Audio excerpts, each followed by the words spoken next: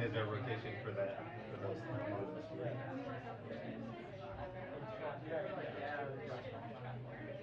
Two-minute warning. Really? So it's a truncated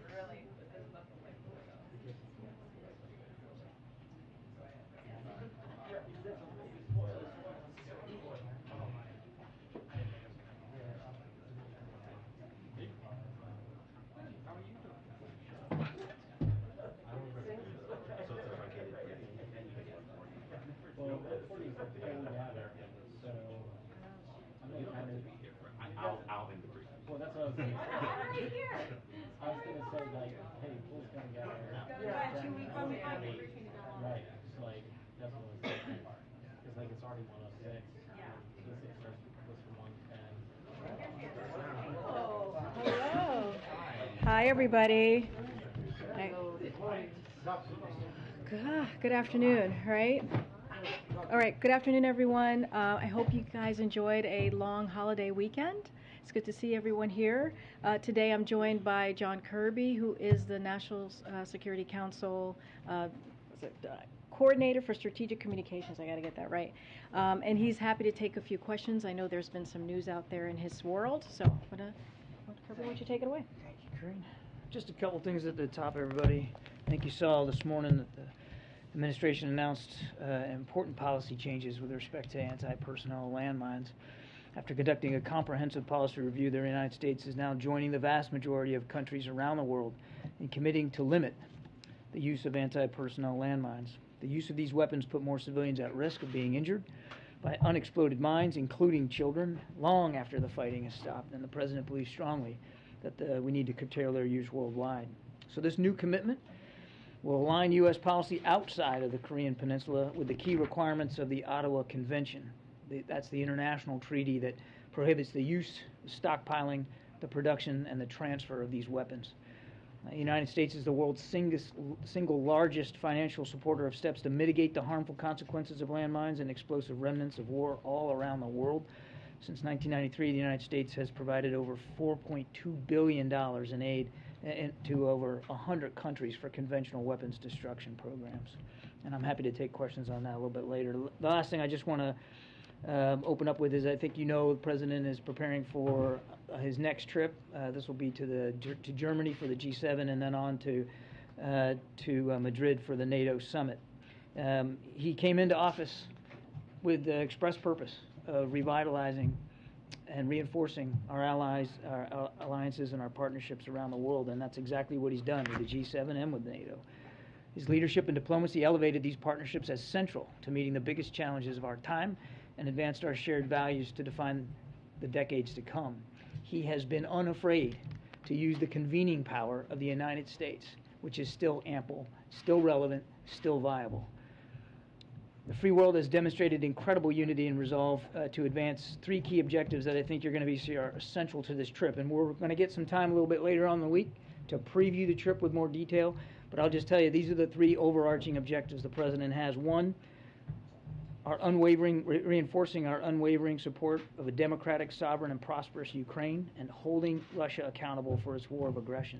Two, managing the disruptions in the global economy, including energy and food prices that are caused by this war of aggression that are impacting families all over the world, including here at home. And three, charting an affirmative vision for the world in which democracies can deliver and that we are confident will win over autocratic and corrupt visions. Again, we'll have more to share later in the week, including a background call I think we're going to be doing here in the next day or so, and you guys will all get an invitation to that. So with that, we'll take some questions. Thanks, John. What can you tell us about this second American who appears to have died in combat in Ukraine? Don't know a whole lot, but I think you saw the State Department has confirmed that another American citizen has been killed in the fighting in Ukraine, and I'd point you to State for more details on that. Obviously, at the outset, our hearts go out to the family, which are clearly enduring an incredible grief here. Again, we want to stress that this is not the place or the time for Americans to go to Ukraine. It is a war.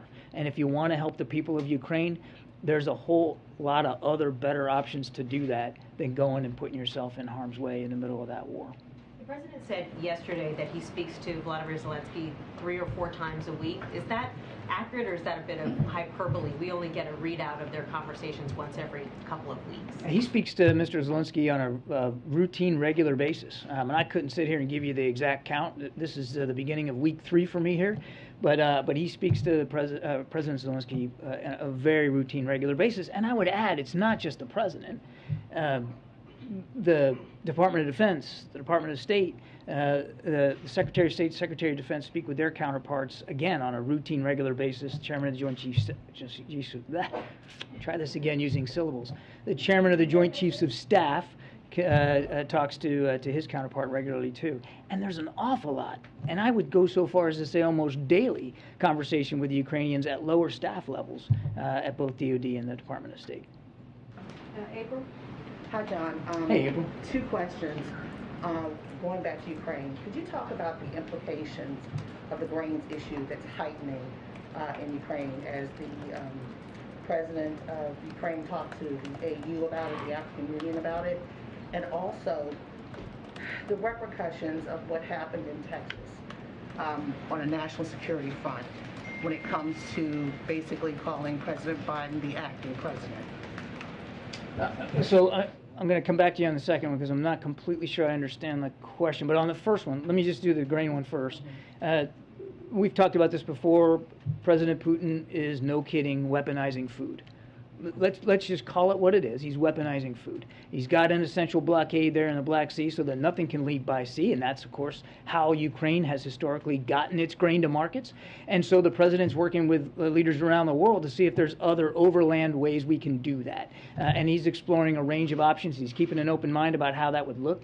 And there's lots of other of our partners, particularly in Europe, who also want to see that done. So there's a lot of work being done here. But as I said, I think the other day, last week, we know time is not on our side. I mean, this grain is a perishable commodity, so we want to get it out as fast as we can. Yeah. And on the second question, on the national security front, especially as we're seeing what's happening with the January 6th committee, what does it do on the national security front for Texas to make those strong statements about the 2020 election? I'm afraid I didn't see the comments. Can you elucidate? The Texas Republican platform, I think is what she's referring No, I don't. Thank you. No, they're rejecting the president. What's happening is they're saying the president is acting president. The state of Texas. Oh, I'm sorry. Okay, yeah, I did. I'm sorry. I Look, can take that one too. The national security. Oh, front. there's, okay. Cool. Yeah.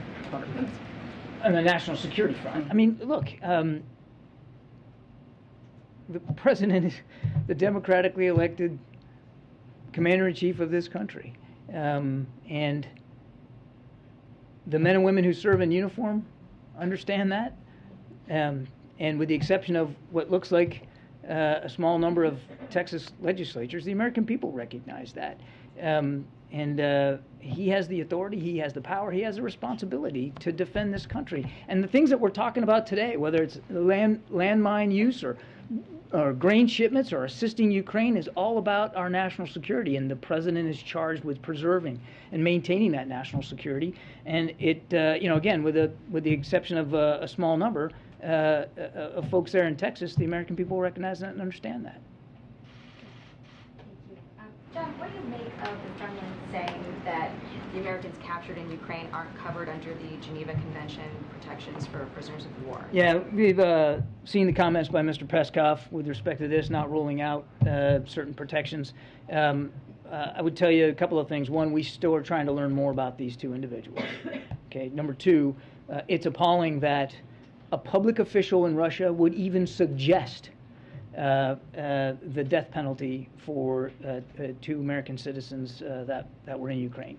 And we're going to continue to try to learn what we can here about this, and again, stay in touch as much as we can with the families. If you're not afforded protections under the Geneva Convention, what's the course of action that you're thinking about? I don't think it'd be useful for us to get into hypotheticals right now, Jackie. I mean, we got more homework here to do, but I do think it's important for us to make it clear, totally appalling, for even the suggestion that result could be the outcome here for these 2 individuals.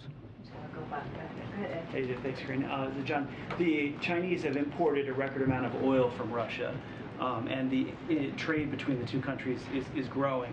What message do you have to the Chinese related to this?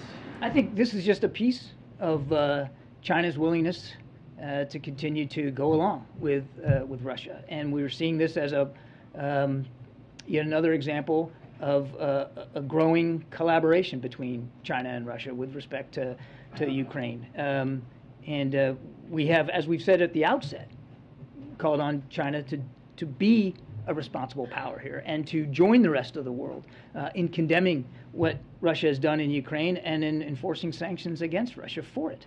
So it's just another example. And look, it's also another example of how global security really is interconnected. It's not just about security on the European continent.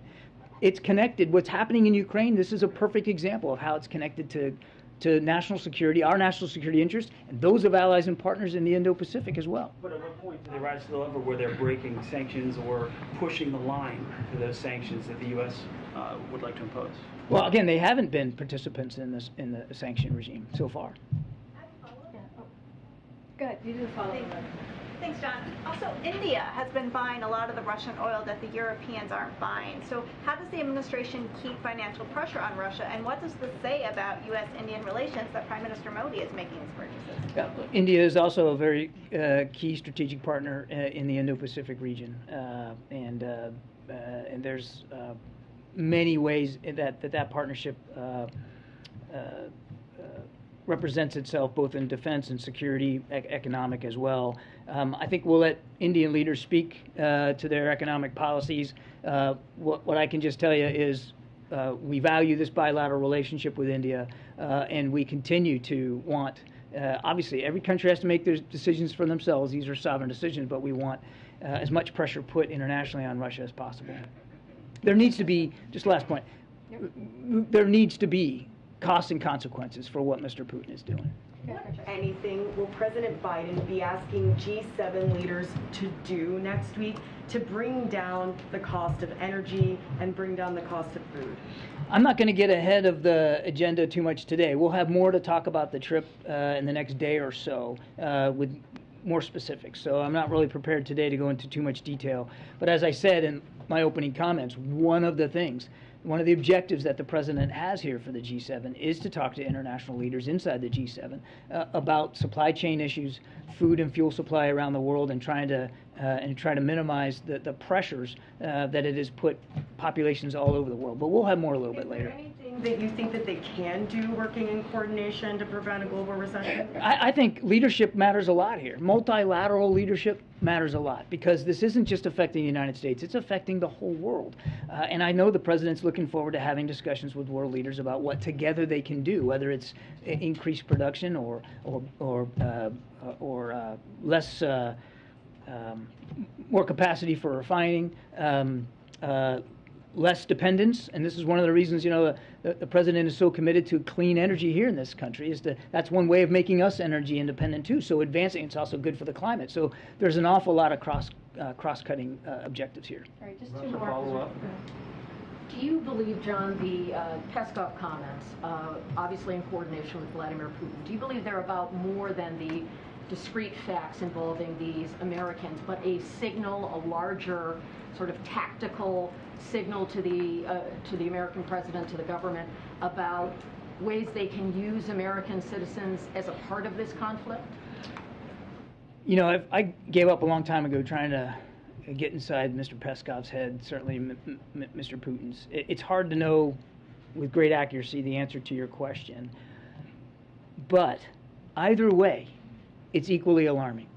Whether they actually mean what they're saying here and that this could be an outcome, that they could levy a death penalty against 2 Americans that were fighting in Ukraine, or that they just feel it's a responsible thing for a major power to do, to talk about doing this as a way of signaling the President of the United States and the American people. Either one of them is equally alarming, and that's why, again, we find it appalling. Yeah, go ahead. Thank you. John, why the United States is trying to block the African countries to work with Russia? There is a discussion going on right now at the Senate that the United States is trying to force basically the African countries not to work with Russia. I don't know if you're aware, Russia have relation with many African countries, and Angola is one of them, and many other countries. But right now, it looks like there is a discussion going on at the Senate that the United States is trying to make African countries not to work with Russia. In the beginning, President Biden said that he will work with all nations, Europe, Asia, and even African countries diplomatically. Why don't let the African countries decide who to work with instead of just impose them not to work with, for example, Russia? Yeah, I can't speak for the discussions that are going on in the Senate about this, but you kind of answered the question yourself when you went back to what the president has long said about his foreign policy objectives and goals. Look, he respects and understands that sovereign nations make sovereign decisions. Sovereign nations get to decide who they're going to associate with or who they're not going to associate with. He understands that. He also understands, and I think has been very clear with leaders around the world, that there needs to be consequences for what Mr. Putin is doing in Ukraine. There needs to be costs. He needs to be held accountable for this unprovoked war of aggression. And so it's difficult for him to look at countries around the world who might be willing not to impose those consequences, who might be looking for ways to reward Mr. Putin for what he's doing in Ukraine. So it's a principle. Forcing countries not to work with Russia. This isn't about, ma'am. Them decide. No, ma'am. This is not about forcing. And again, I can't speak to the language you're talking about from the Senate. This isn't about forcing anybody. It's about standing up for a principle, and the principle here is the principle of sovereignty. So it cuts both ways. You know, obviously, sovereign nations need to be able to make their own decisions. The president understands that. That's why, you know, when we were talking about whether Ukraine would or wouldn't join NATO, it's not up to Mr. Putin to get a veto on that. Sovereign nations have to make that decision, and so does the NATO alliance. He understands the sovereign decisions that nations in Africa have to make. But he also believes and stands strongly on the principle that Mr. Putin needs to suffer consequences for this war of aggression, consequences around the world as well. And so he doesn't believe that it's in the interests of what's going on in Ukraine or European security, for that matter, for Mr. Putin to be able to get off scot-free here. And when the president will travel to Africa, John, he traveled to Europe, Asia, but not Africa. When? I don't have a trip announcement to make today. Mr. Kirby, is the president tracking the situation in Ethiopia? Yes, he is. And also on the billions of dollars that have flown to Ukraine, how much of that money has gone to gun manufacturers in the U.S.? How much money has gone to? $40 billion. Are you talking about the money? Ukraine, the money that we are approved to Ukraine. How much of that money has gone to gun manufacturers here in the U.S.? Okay, if you mean defense contractors, we can give you that, and we can have somebody get you the amount of contracts that are going to be or are being let under the Ukraine Security Assistance Initiative. This is for defense articles, weapons and systems that Ukraine needs. If you're asking me how many are going, you mean like firearm manufacturers here in the United States? Yes. How much of them, all the money that has gone to Ukraine, how much of that money actually goes to Ukraine? To the degree that we supply small arms and ammunition, right, to Ukraine, we can get you that figure. I don't have it handy, but that's small arms and ammunition, combat arms that they're using in the field. And, you know, we get caught up a lot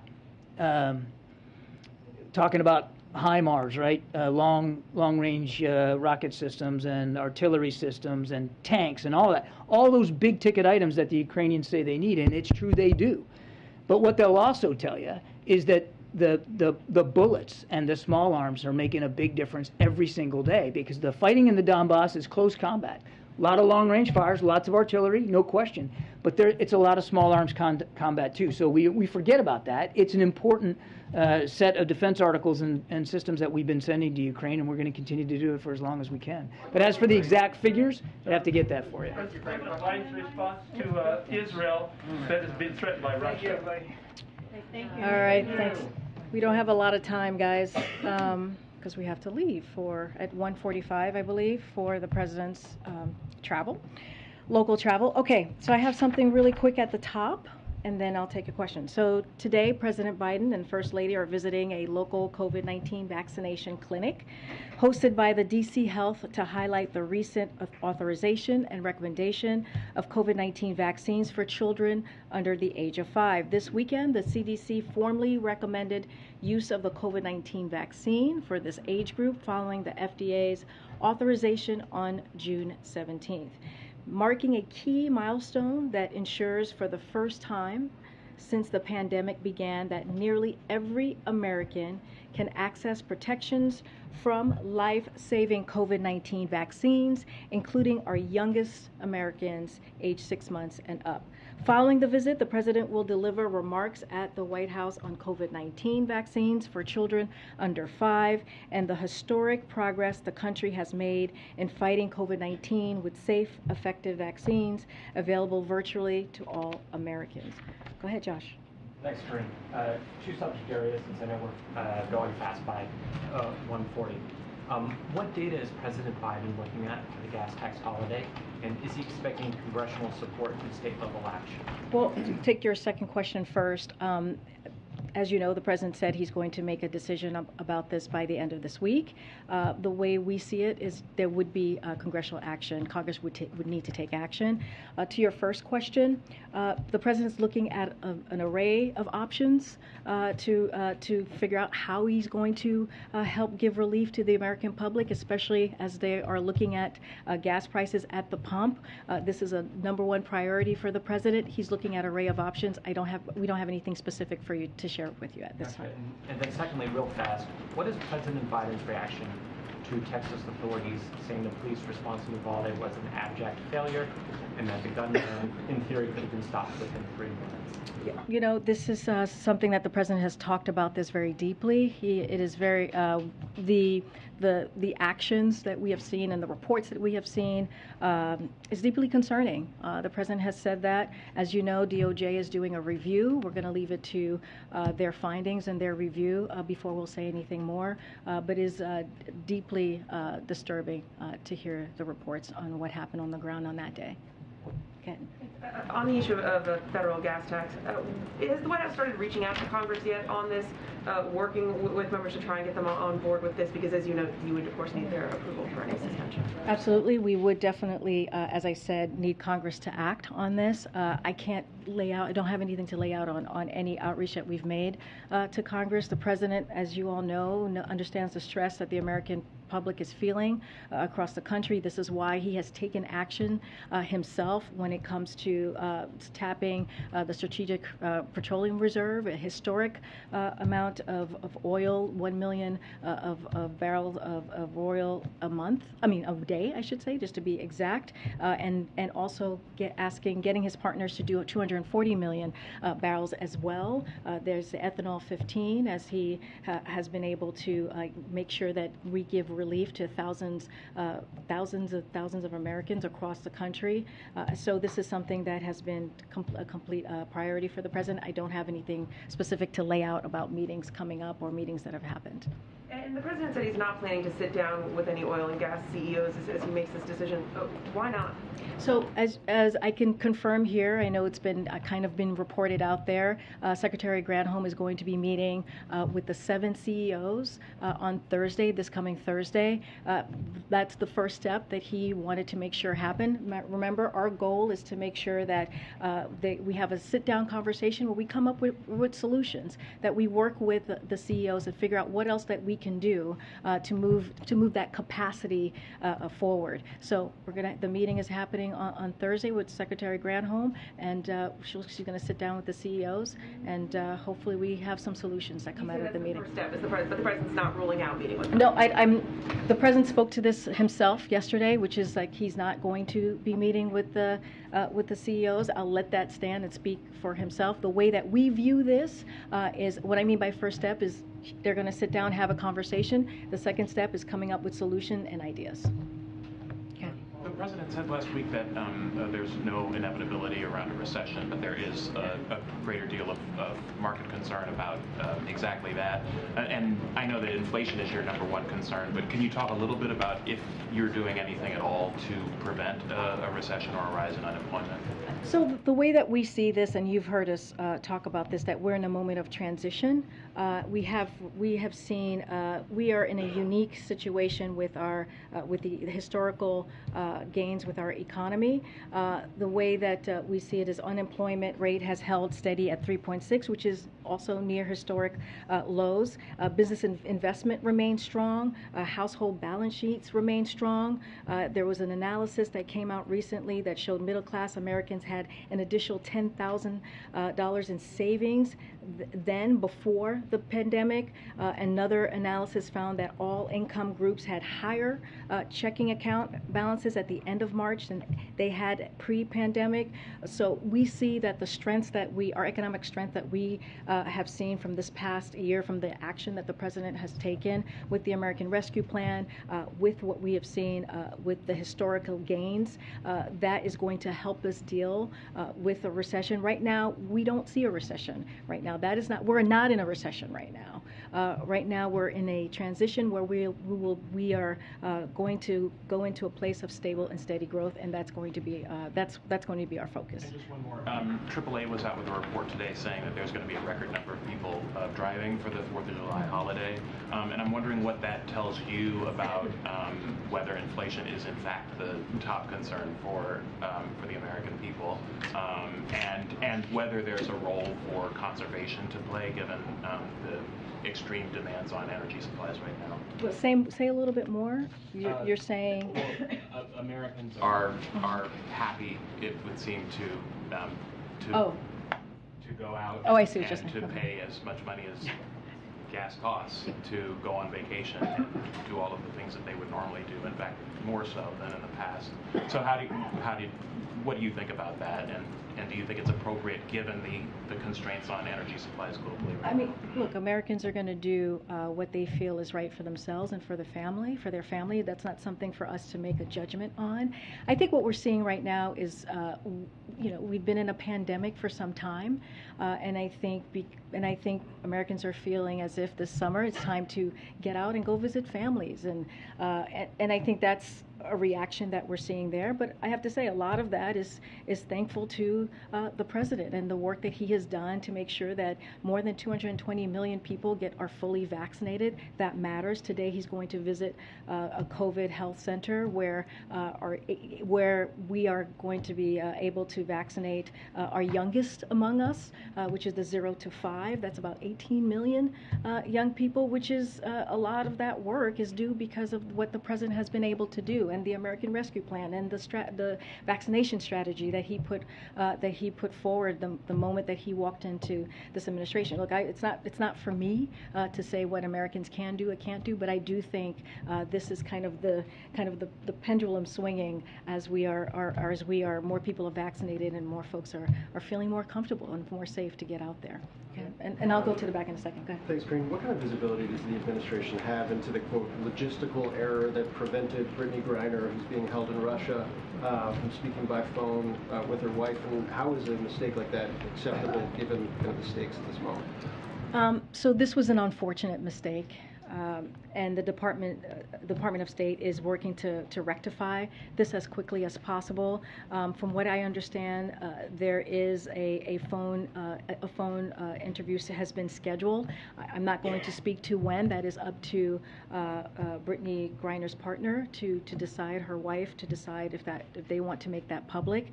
Anything else, I would defer you to the State Department. And does Brittney Griner's wife talked about meeting with the president, or her desire to meet with the president? Is that something that's on the table or an option at this point? I don't have anything to share about, we don't have anything to share about a potential phone conversation or meeting. What I can say is that the State Department has been in regular touch with Mrs. Griner. She's also spoken to Secretary Blinken, which we have mentioned before. This is certainly any American that is held abroad is a priority for this president. We've spoken to that, and we will do everything that we can to bring them home. I'm going to go to the right. Update, Roe v. Wade. Hold on a second. I'm trying to go to somebody. I haven't gone yet. Go ahead. Oops. Thanks, Karine. So in these deliberations about the gas tax, does the president have concerns about, what are his concerns about endorsing such an idea? Endorsing gas tax? Congressional action on a gas tax holiday. Are there concerns that he has about doing that? I mean, the president has been very clear in making sure that he does everything that he can to alleviate the pain that American families are feeling when it comes to gas prices. He said all options are on the table. He has not. He said himself, just to reiterate what he said yesterday, he has not made a decision on this. He'll have something more by the end of the week. But this is about making sure that we deliver for the American people as it relates to gases, as it relates to increase in cost. And so, we have said this from day one, all options are on the table. What are the drawbacks that he sees? And does he think an endorsement could help Republicans get on board if it requires what I'm saying is I'm not going to get ahead of the president right now. He has not. We have not laid out this decision. Once we have, I'm happy to have that conversation right here or in my office, however you wish. But right now, all options are on the table. He's going to do everything that he can to make sure he relieves some pain and some pressure that the Americans are feeling at the pump. Question about Jean-Pierre, please. Oh my gosh. Okay. Go ahead. Does the president have any thoughts on the Colombian elections this weekend, and does he have any plans to speak to the president-elect? I don't have any calls to read out to you at this time. The United States congratulates the people of Colombia on a free and fair election. The president looks forward to working with President-elect Petro and to advance the U.S.-Colombia relationship and tackle key issues together, including climate change, building more fair and resilient economies, security, and more. I don't have a call to read out at this point or to announce at this point. When it comes to the federal gas tax, former President Obama has called it a gimmick back when it was being considered during his administration. A number of Republican and Democratic congressional leaders over the years have said the same thing. It saves people a couple of dollars when they fill up, but it decimates the highway trust fund. Why is it suddenly on the table for this president when it seemed like it was an idea that the White House had sort of set to the side for months? Well, the president has always said all options are on the table. This is one of those options. He was asked a question yesterday, and he answered it.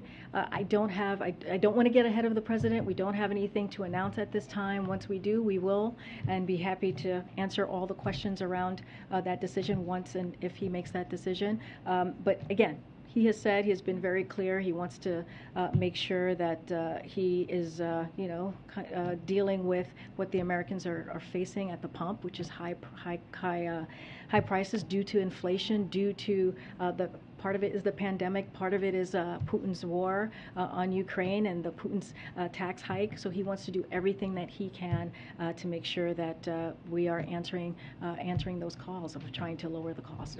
Yeah. Okay, that's it. Okay. Well, thank you guys. Well, I actually have to go with him today, so I can't stay. But I'll take one more question. I'll take a question. Phil, I know you had you had a question. No? Oh, you're passing. Okay. Okay, go ahead.